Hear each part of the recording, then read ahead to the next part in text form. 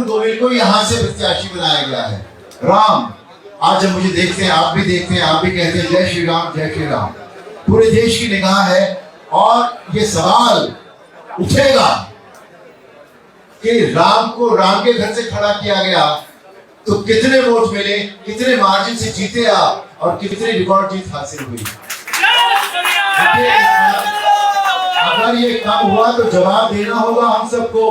हमसे पूछा जाएगा ये सवाल कि क्यों, क्या हमारी श्री राम में आस्था में कोई कमी थी? नहीं, हमारी आस्था में भी कमी नहीं है, हमारे श्रम में कमी नहीं है, हमारे परिश्रम में कमी नहीं है। हम ये करेंगे और जरूर करेंगे, इस देश के लिए करेंगे, इस प्रदेश के लिए करेंगे और इस शहर के लिए।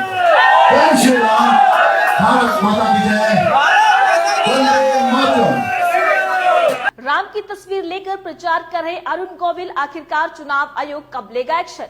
नमस्कार, मैं हूं दीपिका। चुनावी माहौल है और प्रचार प्रसार जोरों पर है और इस प्रचार प्रसार के मौके पर हम बात करेंगे मेरठ के बीजेपी प्रत्याशी अरुण गोविल की।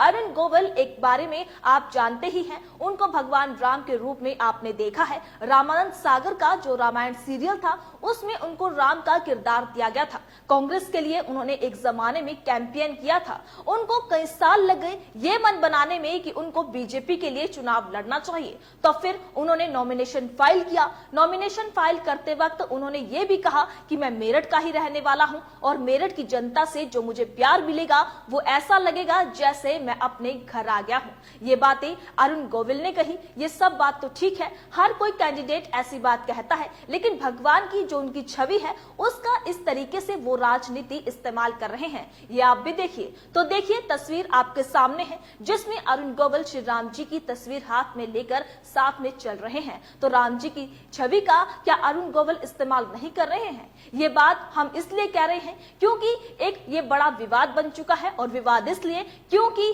आपको एक बात याद दिला दे कि चुनाव आयोग ने 1 मार्च को एक एडवाइजरी जारी की, जिसमें, और उस एडवाइजरी को हम आपको पढ़कर सुनाते हैं, जिसमें कहा गया कि कोई भी कैंडिडेट जाति धर्म का इस्तेमाल करता है अपने प्रचार प्रसार में तो उनके खिलाफ सख्त से सख्त कार्रवाई की जाएगी। और साथ ही ये भी कहा था कि भगवान और भगवान की भक्त के बीच का जो रिश्ता है उसकी बेइज्जती ना करे। ये बात चुनाव आयोग ने 1 मार्च को कही थी। और उन्होंने ये भी कहा था कि किसी मंदिर, गुरुद्वारा, चर्च या फिर इस तरीके का प्रोपेगेंडा का इस्तेमाल किया जाएगा तो सख्त से सख्त कार्रवाई होगी। वहीं अब जो अरुण गोविल राम जी की तस्वीर लेकर प्रचार कर रहे हैं उसको लेकर एक विवाद खड़ा हो गया कि अब कहां गया चुनाव आयोग। अब इसको लेकर मीम्स भी बनने लगे हैं। वहीं चुनाव आयोग का इस तरीके से ये लोग मजाक उड़ा रहे हैं। और साथ ही बता दें कि कई जगह जब अरुण गोविल प्रचार करने गए तो कई जगह मुर्दाबाद के नारे भी लगे।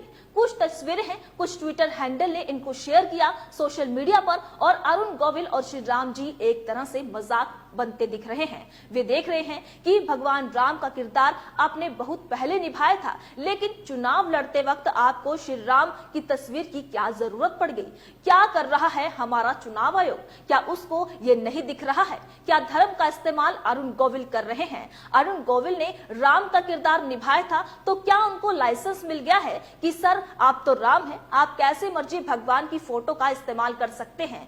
क्या चुनाव आयोग को ये कतई नहीं दिख रहा है? क्या आज इसी को लेकर तमाम लोग लिख रहे हैं? एक तरफ अरुण गोविल की तस्वीर है और दूसरी तरफ अन्ना हजारे सोए हुए हैं। तो ये दिखा रहा है कि किस तरफ, एक तरफ अरुण गोविल राम जी की तस्वीर लिए हुए हैं और दूसरी तरफ इलेक्शन कमीशन सोया हुआ है। अब जो दूसरी तस्वीर की बात की जाए तो आप देखिए कि कैसे तस्वीर के मीम्स बनाई गई है, जिसमें एक तरफ अरुण गोविल श्री राम जी की तस्वीर लेकर अपने कैंपेन में निकल रहे हैं और दूसरी तरफ प्रधानमंत्री मोदी योग करते हुए आराम से रिलैक्स कर रहे हैं। तो उस पर ट्विटर यूजर ने लिखा कि let me relax and sleep, I will walk up if Congress makes mistake. मतलब ये कि एक तरफ प्रधानमंत्री नरेंद्र मोदी रिलैक्स कर रहे हैं और दूसरी तरफ अरुण गोविल वहीं चल रहे हैं। तो कहने का मतलब ये है कि मुझे रिलैक्स करने दो, मैं तभी उठूंगा जब कांग्रेस कोई गलती करेगी। यानी बीजेपी की हर गलती पर पर्दा पड़ा हुआ है, बीजेपी की हर गलती पर चुनाव आयोग सोता रहता है, चुनाव आयोग कोई कार्रवाई नहीं करता है और ये बात तब जब चुनाव आयोग ने ज्यादा दिन पहले नहीं बल्कि अभी 1 मार्च को ही एडवाइजरी जारी की थी कि धर्म के नाम पर वोट मांगा तो सख्त कार्रवाई होगी।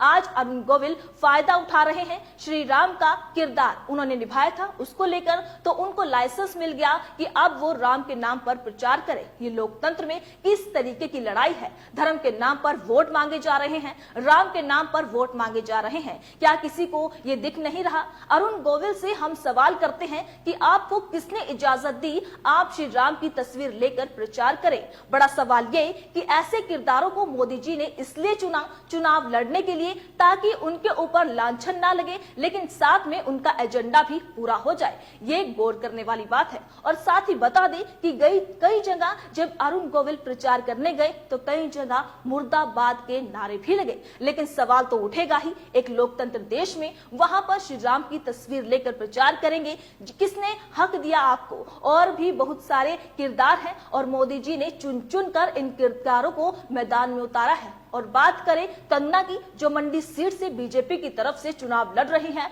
वो तो कहती हैं कि नेताजी सुभाष चंद्र बोस तो देश के पहले प्रधानमंत्री हैं, यानी कि किस तरीके से जमात मोदी जी ने खड़ी करना चाहते हैं। ऐसे कंगना रनौत जिसको इतिहास की कोई जानकारी नहीं है। अरुण गोविल जिन्होंने राम का किरदार निभाया, अब वो खुद को राम समझ बैठे हैं। बड़ा सवाल यह है कि इलेक्शन कमीशन कहां है, क्या कर रहा है? क्या इलेक्शन कमीशन का ये फर्ज नहीं है कि वो इस पर कोई कार्यवाही करे?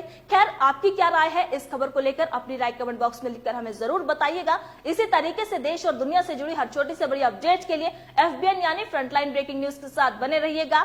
धन्यवाद।